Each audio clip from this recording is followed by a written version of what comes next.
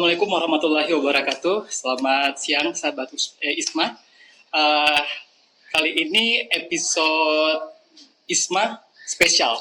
Spesial, kenapa saya bilang spesial? Kita kedatangan guest, kita kedatangan narasumber yang luar biasa yang akan membahas lebih dalam tentang bagaimana cara berkomunikasi yang baik, bagaimana cara kita bisa memberikan service excellent ke orang lain, dan bagaimana cara membangun personal branding. Di studio kita sudah kehadiran Mas Dian Budi Wicaksono selaku Communication Advisor. Saya baca nih Mas, karena panjang ya. Head Stakeholder Management and Media Relation PT Bank Syariah Indonesia. Spesial. Mas Dian, mungkin bisa diperkenalkan dulu Mas Dian, background pendidikan. Ya. Jadi terima kasih sahabat umat semua yang ada dimanapun berada. Terima kasih kehadiran dan partisipasinya. Saya doakan sahabat umat yang ada di seluruh Indonesia selalu diberi keberkahan oleh Allah Subhanahu Wa Taala. Bang Julian dan sahabat umat semua, saat kita berkenalan tak elok rasanya jika kita tidak menyapa semua yang ada di sini. Assalamualaikum warahmatullahi wabarakatuh. Semoga semua selalu diberi kesehatan dan kebahagiaan oleh Allah Subhanahu Wa Taala. Pertama kali saya memulai karir sebagai di bidang perbankan, kalau kita tarik ke belakang dulu, background saya itu sebenarnya dari sarjana ilmu komunikasi. Sarjana ilmu komunikasi, kemudian untuk S1-nya saya di Universitas Muhammadiyah Malang.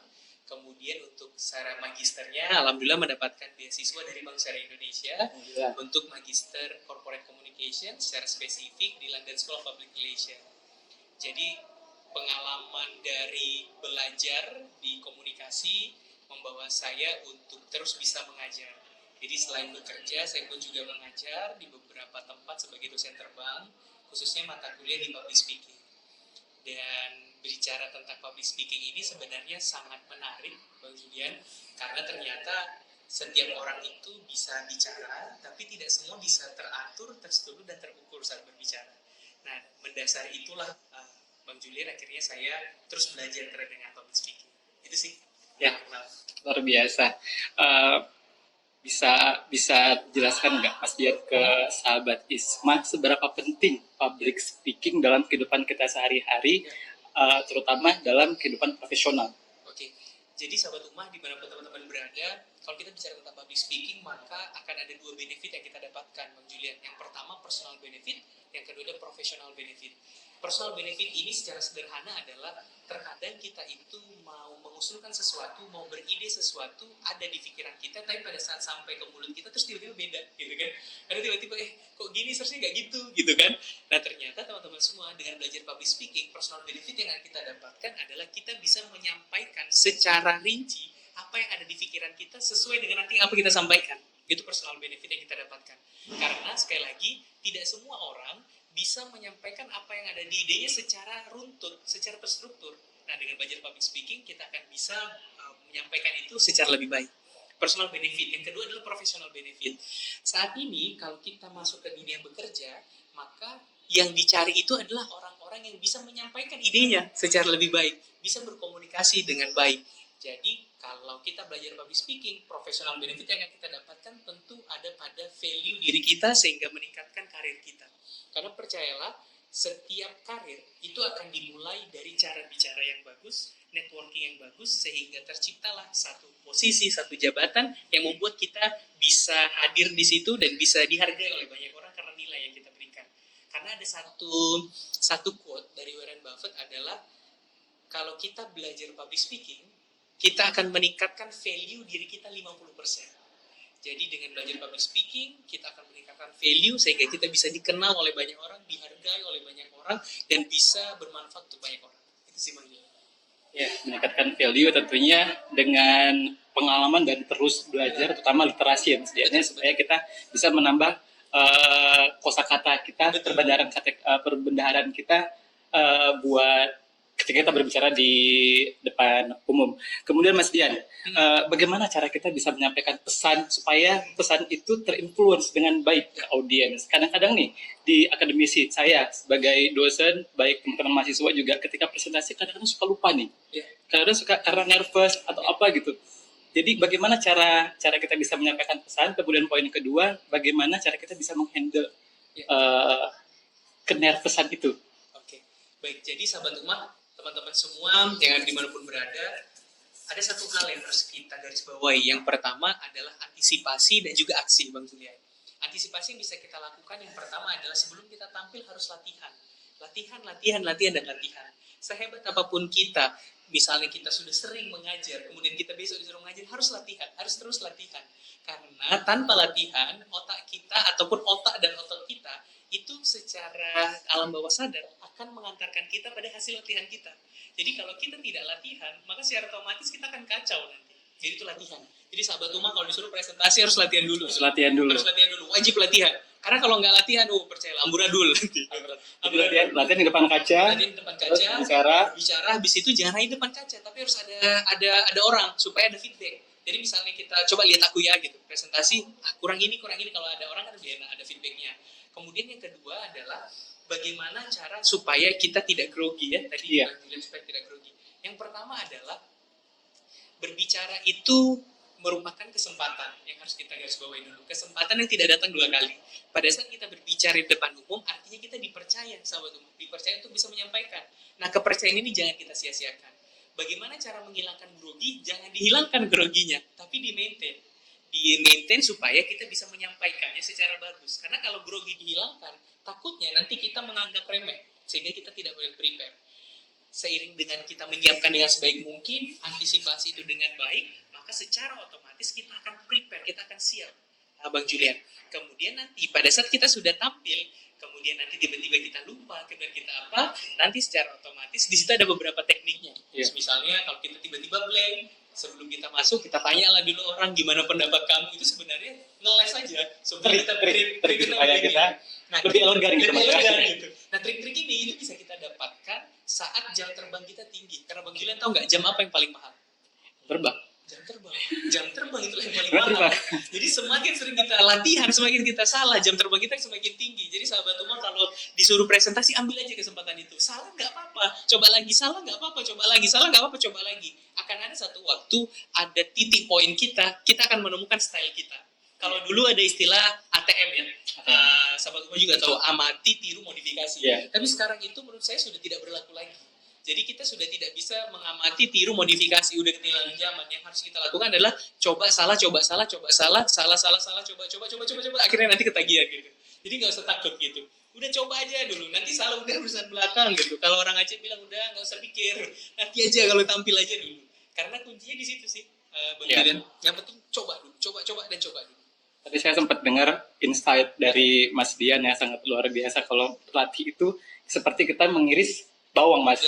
Jadi nggak habis-habis gitu ya. Walaupun kita udah menemukan value kita, saat kita proses belajar itu masih akan terus berlanjut. Gitu ya. Betul. Saya sempat, sahabat Ummah dan juga Bang Julian sempat ada di titik menyadari itu pada saat saya itu ada pada fase ini.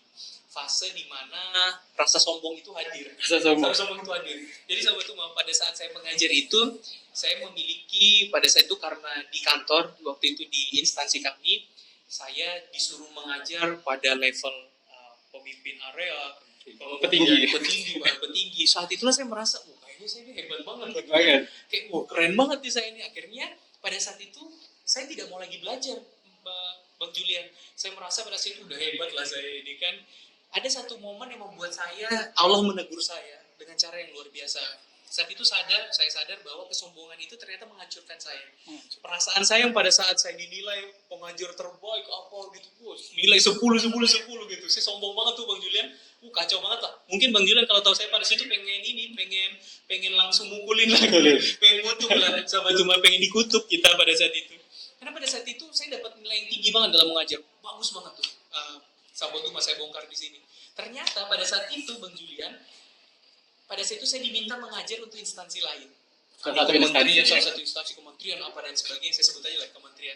pada saat saya mengajar, materi yang sama saya bawakan di pemimpin-pemimpin pada saat itu dibilang bagus banget.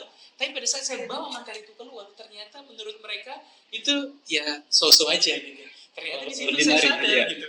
Saya sadar ternyata hidup itu terus berkembang. Jadi instansi lain pun terus belajar. Akhirnya kami sadar, oh ternyata materi ini harus terus kita tingkatkan. Materi di sini sudah seperti ini, kita terus di sini. Perusahaan kan seperti itu, perusahaan ini maju, perusahaan ini terus bergerak. Saat itulah Allah ngasih saya teguran, Bang Mas, Bang Umar dan Bang Julian, bahwa sombong itu menghancurkan kita. Saat itu sadar, makanya saya menyadari bahwa ilmu itu seperti mengupas bawang. Iya. Kemudian ternyata pada saat itu kita terus belajar supaya, karena kita sadar ilmu itu ya kulit aja. Kalau kita nggak belajar, kita stop. Ya. Jadi kita cukup berhati-hati dengan ujian itu ternyata menjatuhkan ya Mas. Betul, ya. karena Jadi, ujian itu sama ujian kan beda hanya satu Iya. huruf. Iya. Kayak waktu itu saya terlalu dapat banyak ujian, jadi saya lupa. Akhirnya ternyata itu ujian. Kayak saat ini tuh saya menyadari kesalahan saya, Bang Julian dan juga sahabat Uma semua, jangan sampai rasa sombong itu hadir. Kesalahan saya ini bisa jadi insight teman-teman semua untuk tidak sombong. Saya dulu sombong, Bang. Ternyata Allah negur dengan cara seperti itu. Saya mengajar di tempat lain, ternyata ya ampun, ternyata receh banget ini apa yang saya sampaikan gitu. Saya harus coba terus belajar hal itu. Jadi teman-teman semua yang merasa sudah jago, hati-hati, nanti disenggol sama Allah dikit aja udah jatuh, selesai gitu. Alhamdulillah pada situ Allah menyenggol saya dan mempersiapkan bantalannya. Jadi saya bisa bangkit lagi gitu untuk bisa terus berkarya sampai dengan saat ini. Ya, semoga bisa menjadi inspirasi juga nih buat sahabat Uma supaya tidak sombong, karena di atas langit masih ada langit. Betul, dari saya itu saya percaya banget itu. Ya. Ternyata ya selagi S1 aja kan ada S2. S2 ada S3. S3 kan masih ada lagi gitu. Artinya tidak, ilmu itu tidak akan pernah berhenti. Nah, pada saat saya akhirnya dapat satu insight tuh, Bang Julian dan sahabat Uma. Pada saat kita merasa tahu, sebenarnya itu kita nggak tahu. Pada saat kita merasa pintar, saat itulah sebenarnya kita itu paling bodoh di situ. Nah, saya lupa pada saat itu saya itu merasa paling tahu gitu. Ya ampun, sombong banget gitu. Ternyata Allah negur saat kita merasa, saat itulah kita titik terendah kita untuk paham pada saat kita merasa itu. Ada sekali. Mas Dian, selanjutnya nih, sebagai public speaker yang jam terbangnya udah cukup, saya juga ngelihat tadi, wah pengalamannya kita udah ngisi materi di mana-mana. Bagaimana cara kita membangun personal branding seperti Mas Dian sekarang ini nih? Ya, kita ada seminar workshop tentang public speaking dan service excellence. Kita kepikirannya Mas Dian. Gitu. Bagaimana cara Mas Dian dengan konsisten membangun personal branding itu? Ya, yang pertama adalah personal branding itu tidak bisa dibangun serta-merta. Personal branding itu harus dikonsep. Misalnya saya mau mengkonsep diri saya adalah seorang personal branding yang public speaking. Maka saya harus memulai itu yang pertama menambah kompetensi saya, kemudian dari sosial media, kemudian apa yang saya lakukan itu harus tersistemasi semua. Ada yang bilang itu pencitraan. Citra itu betul, butuh citra itu. Seakan-akan pencitraan itu merupakan hal yang negatif. Pertanyaannya, kalau kita tidak punya citra yang bagus, bagaimana orang bisa percaya? Karena dari citra itu terbentuk yang bagus, maka akan terbangunlah sebuah reputasi. Sehingga gong akhirnya personal branding itu tadi. Jadi teman-teman sahabat Uma wajib dari kita untuk punya personal branding. Kita ingin dikenal sebagai apa? Gampangnya seperti itu. Jadi kita mau dikenal, misalnya teman sahabat Uma yang dosen, kemudian yang karyawan pengen dikenal sebagai dosen yang killer, misalnya kan, ya udah, buatlah personal branding yang killer gitu. Tapi harus konsisten. Nah, terkadang orang tidak konsisten. Contoh saya misalnya public speaking. Kemudian saya mau mengkonsep diri saya adalah personal branding public speaking. Terus tiba-tiba ada materi lain yang mau saya bawakan gitu. Seakan-akan saya adalah bisa semua gitu. Nah, bisa juga berarti dia personal brandingnya adalah semua materi dia bisa. Nah, pertanyaannya kan sekarang mau dikenal sebagai apa? Kita pengen dikenal sebagai apa? Ya udah, ikutin terus, buat konsepnya semuanya gitu. Sekali lagi personal branding itu tidak bisa serta-merta. Semua harus disistemasi, semua dikonsep sehingga bisa menjadi seperti apa. Bagaimana kita membuat persepsi orang menilai tentang diri kita, gitu Mas ya. Zaman sekarang kan zaman media sosial. Bagaimana pemanfaatan media sosial yang efektif bagi personal branding seseorang, gitu. Kalau dulu konsep media sosial itu, kalau kita tarik ke belakang ya, Bang Julian, media itu kan dulu sangat mahal. Dulu kalau kita mau terkenal harus masuk televisi. Harus televisi. Besar kali casting dulu. Casting dulu. Panjang gitu. Panjang casting. Kapan casting? Waktu saya pernah ikut casting tuh, Bang Julian pernah juga ya. Saya udah casting sekian mungkin, saya kira dapat peran utama, ternyata dapat peran orang meninggal. Kan Cuma diam doang. Kalau gini nggak usah casting kan, merem-merem aja bisa. Percuma saya jauh-jauh dari Jawa ke Jakarta hanya untuk casting orang meninggal. Nyesel saya.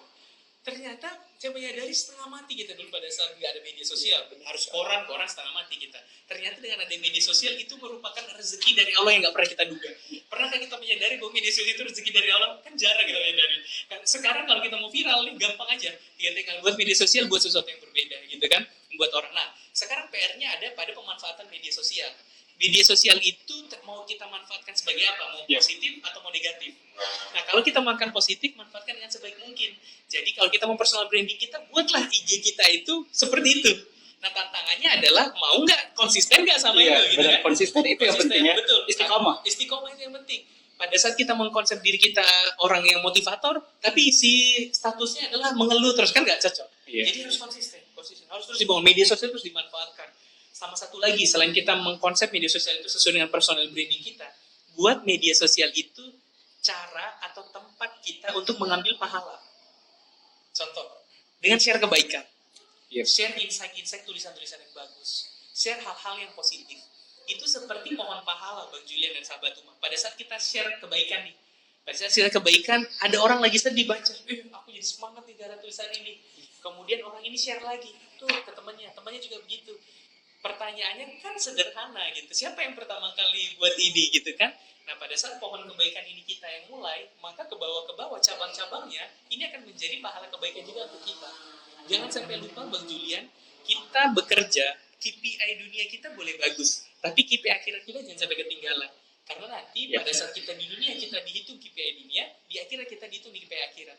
Nah dengan share kebaikan-kebaikan ini, kita punya kebaikan atau KPI yang bagus untuk akhirat kita. Dan jangan itu sampai lupa dipersiapkan. Karena kan kita nggak tahu sampai kapan usia kita. Itu sih. Iya, ketika kita bisa membangun personal branding kita dengan baik di media sosial, terus dapat tawaran sana sini gitu. Tidak hanya memberikan manfaat benefit buat kita, tapi juga dengan kita memberikan atau sharing kebaikan di media sosial, justru nanti kita panen pahalanya di akhirat. Wah, tiba-tiba ada dari mana nih sumber pahalanya? Ternyata ketika kita bisa memberikan kebaikan di media sosial. Nah, sedikit berbicara masalah service excellence, Mas Dian. Bagaimana cara kita bisa melayani orang dengan baik? Itu apalagi di instansi dan akademisi, spesialnya. Baik, Bang Uma dan sahabat Uma semua. Bang Julian. Bang Julian di Bang Uma, kebalik-balik nih Bang Julian dan sahabat Uma. Jadi, kalau kita ngomongin service excellent itu, sebelum kita ngomongin service excellent, maka diri kita dulu yang harus excellent. Bagaimana bisa kita memberikan service yang excellent ke mahasiswa, ke masyarakat, tapi kita sendiri ke excellent. Jadi kita harus excellent dulu. Excellent terhadap diri kita sendiri dulu. Pakaian yang rapi, nggak harus mahal. Yang penting bagus untuk badan. Nggak harus pakai yang miliaran, nggak harus. Terus impression dulu. Impression itu penting. Karena kita nggak punya kesempatan kedua untuk buat sebuah kesan pertama. Itu yang pertama, Bang Julian. Kemudian yang kedua adalah teman-teman semua, sahabat Uma dan Bang Julian, bahwa cara kita memperlakukan rekan kerja kita, itu cerminan cara kita memperlakukan masyarakat atau pembeli kita. Jadi, kalau kita mau memperlakukan masyarakat, memperlakukan mahasiswa, khususnya yang di karyawan ataupun dosen, maka perlakukan rekan kerja kita sebaik mungkin. Sehingga terciptalah budaya yang baik dan sebagainya. Ini kan semua tentang budaya. Service excellence itu tentang budaya. Kalau budaya sering itu dilakukan, sering dikerjakan, akan menjadi terbiasa, sehingga terciptalah budaya service yang bagus itu. Sebelum kita service excellent ke eksternal, internal dulu nih diperbaiki. Duh, Mas Dian, ini 20 menit kayaknya nggak cukup, Mas Dian. Kayaknya butuh waktu 2 hari. 2 hari 2 malam. 2 hari 2 malam. Kita akan bahas Tanuraga. Semoga nanti di lain waktu dan kesempatan kita bisa ketemu lagi, bisa ngobrol lebih banyak lagi, terutama tentang personal branding, tentang public speaking, service excellence dan sebagainya. Terima kasih banyak Mas Dian waktunya ya. Semoga nggak bosan-bosan nanti main lagi kemari. Pasti. Buat sahabat Uma, terima kasih. Kita ketemu lagi nanti di lain episode dengan tema-tema yang lebih menarik lagi. Saya Julian Chandra. Assalamualaikum warahmatullahi wabarakatuh.